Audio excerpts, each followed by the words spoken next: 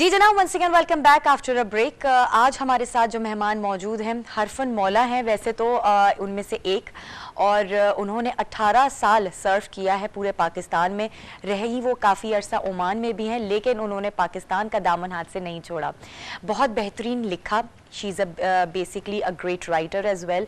और अगर देखा जाए तो बहुत मुख्तलिफ़ किस्म की उन्होंने डिग्रीज़ हासिल की, जिनमें गायनाकोलॉजी है, जिनमें डायबिटीज़ है, जिनमें बहुत मुख्तलिफ़ किस्म की ऐसी चीज़ें हैं।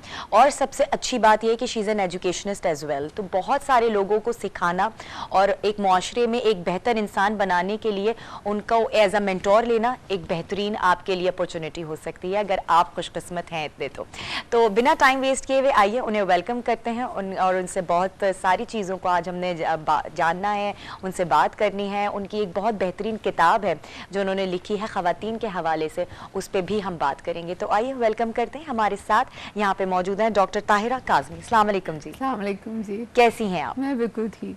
बहुत बहुत शुक्रिया कि आप अपना कीमती वक्त निकाल के यहाँ आई और हमें मौका दिया कि हम आपसे कुछ सीख सकें और कुछ जान सकें, जो आपने ख़वातीन के हवाले से जो लिखा, जो आपकी सोच है, जो आपकी इंस्पिरेशंस हैं इस तरह से, उनके बारे में आज हम जानेंगे। I am honoured that you have invited me and have given me a chance to speak at your platform. Thank you so much ma'am. इसी के साथ एक और बड़ी खूबसूरत सी शख्सियत हमारे साथ मौजूद है और जब भी वो यहाँ होते हैं हमारे शो में चार चांद लग जाता है। एक ग्रेट पोएट, तनकीद निगार और तराजुम के हवाले से भी बहुत काम किया है उन्होंने। तो आइए उन्हें वेलकम करते हैं। हमारे साथ यहाँ पे मौजूद है महबूब ज़फ़र साहब। अस्सलाम वालेकुम जी। कैसे हैं आप?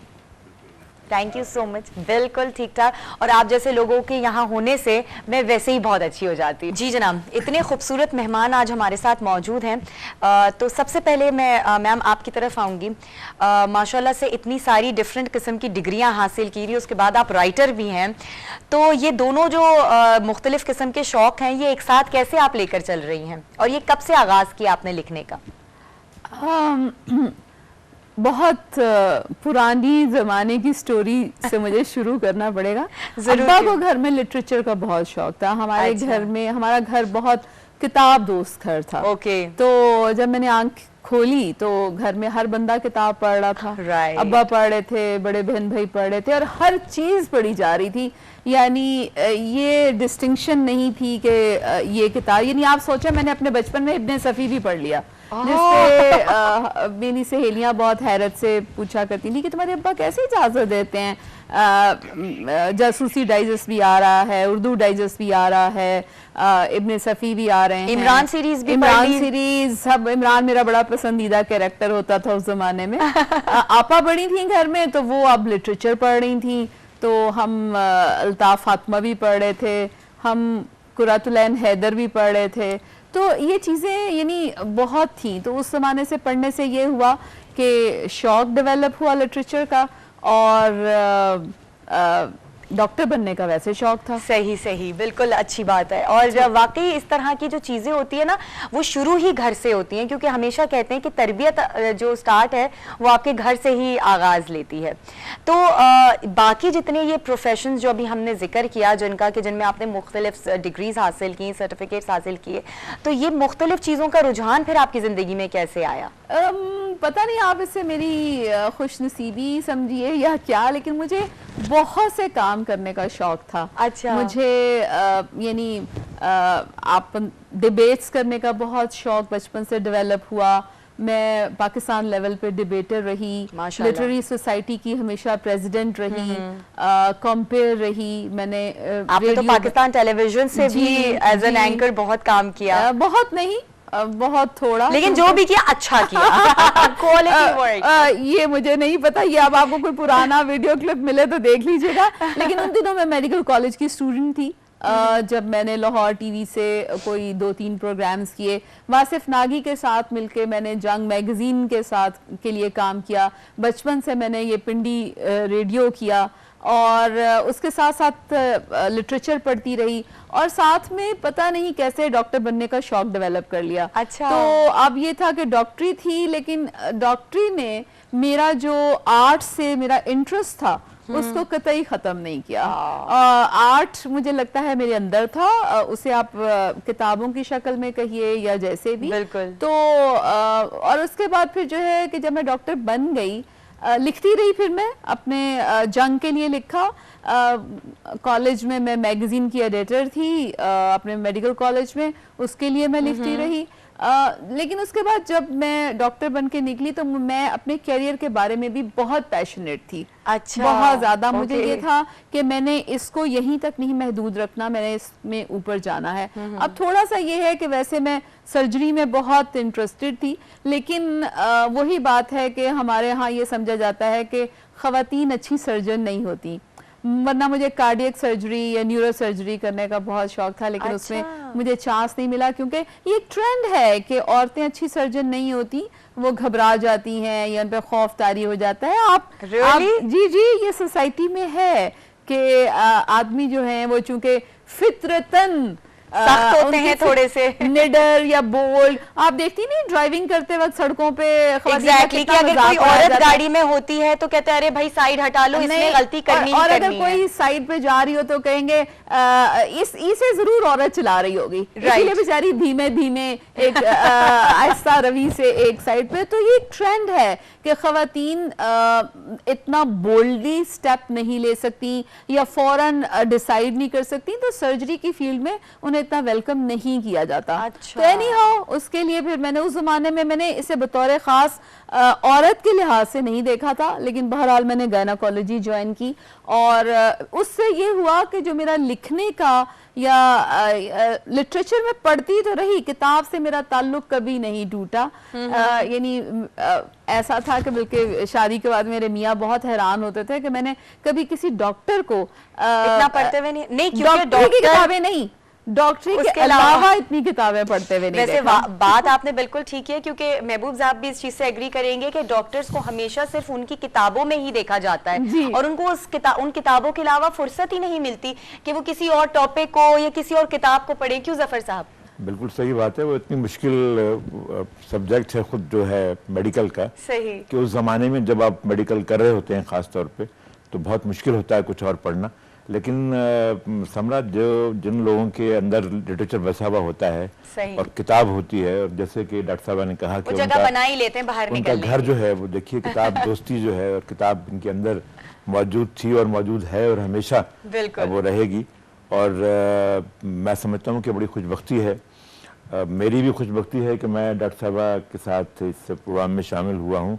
और सच्ची बात यह है कि ये उनकी जो किताब है, इस पर भी हम बात करेंगे, वो इतनी अहम किताब है कि हम देखें बरसों से हम खवातीन के जिन हकूक़ की बात करते आए हैं और हम सुनते आए हैं, बातें ही हो रही हैं, उनको डॉक्टर साहबा ने अपनी इस किताब में सिर्फ पाकिस्तान नहीं बल्कि पूरी दुनिया में खवातीन के हकूक़ के हवाले से जो उन्होंने आवाज़ उठाई है और जैसा उन्होंने लिखा है, अब उसको पूरी दुनिया में जो अदब लिखने वाले लोग हैं, जो कलम के लोग हैं, वो न सिर्फ उसको सराह रहे हैं उसको बहुत ज़्यादा, बल्कि डॉक्टर साहब की ये किताब एक औरतों की ऐसी एक, जैसे हमारे यहाँ किश्वर आपा की बात, किश्वर की जो है वो ऐसी बात नज़में हैं जो पूरी खवातीन की तर्जुमान है एक तरह से। तो ये किताब जो है डॉक्टर साहबा की सही, और ये जो किताब इनके हाथ में है इसके बारे में मैं बताती चलूं कि बहुत ही खूबसूरत, एक तो आपने टाइटल इसे दिया है कंवल फूल और तितलियों के पंख। मतलब एक गहराई इसके अंदर है कि अगर हम सोचें कि ये किस तरह से इसे ने पोर्ट्रे किया है और उसके अंदर किस तरह का जो है वो कंटेंट हो सकता है। और आपकी तरफ आऊंगी, लेकिन जहां हम इस किताब का जिक्र कर रहे हैं और इसका नाम हमने आप लोगों के सामने बताया, मैं मैम जरूर आपसे ये चाहूंगी कि इस टाइटल को रखने से पहले आपके दिमाग में क्या ऐसी कैफियत थी, क्या ऐसा आपकी फीलिंग थी जो आपने इस किताब को ये टाइटल दिया? ये सवाल मुझसे बार बार किया जाता है। हाँ। और अक्सर लोगों का ख्याल ये है कि टाइटल पढ़ के लगता है कि ये कोई शायरी की किताब है जिसमें खूबसूरत गुदाज जज्बात, नर्मो नाजुक इजहार से भरी हुई नज़में होंगी। बिल्कुल, तितलियों के पंख होंगे, फूल होंगे, कोई खूबसूरती होगी, कोई रिमझिम होगी, कोई बरसात होगी, कोई ऐसा होगा। मैंने चूंकि 2 साल पहले लिखना शुरू किया और उसकी भी एक कहानी है कि मैंने कैसे लिखना शुरू किया, लेकिन फिलहाल हम टाइटल से बात करते हैं। तो चूंकि मैं बचपन से किताबें पढ़ रही थी, मैंने अपने बचपन में बहुत मशहूर अमेरिकन नॉवेलिस्ट हैं पर्ल एस बक, उनका नॉवेल पढ़ा था द गुड अर्थ। अच्छा, वो चूंकि चाइना में रही नहीं थी बहुत अरसा, तो उन्होंने चाइना की ओल्ड ट्रेडिशन का जिक्र किया था। अच्छा। जिसमें औरत के छोटे पाँव को खूबसूरती की निशानी समझा जाता था। अच्छा। अगर पाँव 4 इंच लंबा है तो उस पाँव को नाम दिया जाता था गोल्डन लोटस। और उसको 4 इंच रखने के लिए वो क्या करते थे कि वो बचपन में उसकी जो टोज हैं, यानी पाँव के जो ये उंगलियां हैं, उनको तोड़ते थे, फिर उन्हें मरोड़ के तलवे के साथ लगाते थे और उसके ऊपर लोहे के जूते पहना दिए जाते थे। और इस अमल से वो औरत बार बार गुजरती थी। और उसके बाद जब वो चूंकि सारी आपकी जो वो पॉइंटेड सा उसका पैर हो जाता था, तो वो जब औरत ऐसे पॉइंटेड पाँव पे यूं यूं करके डगमगा के चलती थी, तो उसे वो कहते थे कमल चाल। ठीक है, क्यों करते थे वो ऐसा? खूबसूरती। एक मर्द चाहता है कि इस औरत का पाँव जो है वो 4 इंच का हो, और उसके जहन में ये कॉन्सेप्ट है कि ये औरत तब हसीन होगी जब इसका पाँव ऐसा हो और वो ऐसे चले, और वो उसको तकलीफ से गुजारे। जी जी, this is patriarchy, because this is यही तो पेट्रियार्की है कि औरत एक चीज है, औरत एक मिल्कियत है, औरत को वैसा होना चाहिए जैसा उस मर्द के जहन में कॉन्सेप्ट है। और ये सदियों से चला और ये आज भी है। तो चूंकि मैंने औरतों की इस बात पे लिखना शुरू किया कि औरत इज नॉट ए मिल्कियत, औरत is not a property, she is as much human being as much a man is। yes। उसके उतने ही दिल है, एहसास है, दिमाग है, जज्बात हैं, एहसासात हैं, ख्वाहिशात हैं जितनी कि मर्द की। और अल्लाह ताला जो है वो दोनों को एक जैसा पैदा करता है। चूंकि मैं गायनाकोलॉजिस्ट हूँ तो मुझे पता है कि जब बिल्कुल, ये तो गॉड मदर पेट में बच्चा जब उसकी जिंदगी का आगाज होता है तो वो लड़की या लड़का नहीं होता 9वें या 10वें हफ्ते तक। राइट। वो सिर्फ एक इंसान होता है और उस इंसान को हर चीज बराबर अता की जाती है। सही। जबकि 8वें और 9वें हफ्ते में तब उसके एजाए मखसूसा या एक्सटर्नल जेनिटेलिया बनना शुरू होते हैं, तो पता चलता है कि जी आने वाला लड़का होगा या लड़की। तो मेरा सवाल ये था कि जब जिंदगी का आगाज एक जैसा होता है, जब जिंदगी अल्लाह शुरू एक जैसी करता है, हर चीज बराबर देता है, एंड एक जैसा है, बिल्कुल, तो मिल्कियत कहाँ से आ गई? और उसमें फिर तो मैंने चूंकि इस पे ये मजमून लिखा कमल फूल के नाम से। और दूसरी चीज ये है कि मैंने फिर कुछ ऐसी चीजें लिखी जिसमें मैंने औरतों को तितलियों से तशबीह देखी। देखें, औरत खूबसूरत तो है ना, वजूद जन से है तस्वीर कायनात में रंग, तो औरत हसीन है, नाजुक है, उससे चारों तरफ जो है वो रंग नजर आते हैं। She is like a butterfly. लेकिन मेरा कॉन्सेप्ट ये था कि तितली के पर ना तोड़िए। हाँ। तितली को पकड़ के उसके रंग अपने हाथों में खत्म ना कीजिए, उसको अपने हाथ में मसल ना डालिए, तितली को उड़ने दीजिए। तितली उड़ती भी अच्छी लगती है, तितली पकड़ी हुई किताबों में मस की भी अच्छी नहीं लगती। तो ये 2 कॉन्सेप्ट थे जिसके लिए फिर, और ये बड़ा, ये मेरे जहन में बहुत मजबूत कॉन्सेप्ट था कि मैंने ओल्ड ट्रेडिशन से शुरू करना है जो कि लोटस फीट था, और फिर मैंने औरत को जो तितली है उसके पंख की बात करनी है कि प्लीज उसके पर तोड़ना बंद कर दीजिए। क्या बात है, बहुत जैसे जॉन भाई का मुझे एक शेर याद आ रहा है जी, कि कितने जालिम हैं जो ये कहते हैं तोड़ लो फूल, फूल छोड़ो मत। कितने जालिम हैं जो ये कहते हैं तोड़ लो फूल, फूल छोड़ो मत। बागबां हम तो इस ख्याल के हैं, देख लो फूल, फूल तोड़ो मत। सुभान अल्लाह, सुभान अल्लाह। वही बात है कि आप तितली को पकड़ के कैद क्यों करना चाहते हैं? जी बिल्कुल, उड़ने दीजिए, एंजॉय उसकी उड़ान एंजॉय कीजिए, उड़ान एंजॉय कीजिए। तो टाइटल का ये था कॉन्सेप्ट।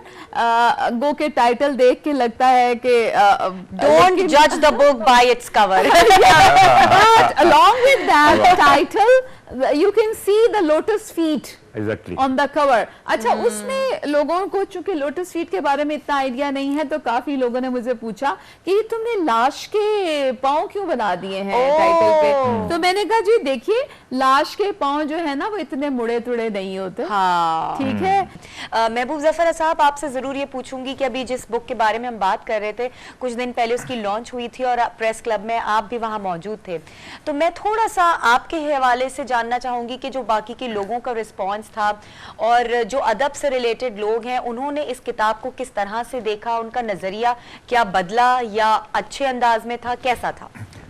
देखिए, इस किताब पर जैसा खुद डॉक्टर साहबा ने कहा कि कराची में आलमी उर्दू कॉन्फ्रेंस में इतने अहम लोगों ने उस किताब पर बात की, जहाँ पर पूरी दुनिया से लोग आए हुए थे, और प्रेस क्लब में जो इस्लामाबाद का है, यहाँ पर भी जो हमारे अहम लिखने वाले हैं, उन्होंने इस किताब को बहुत सराहा।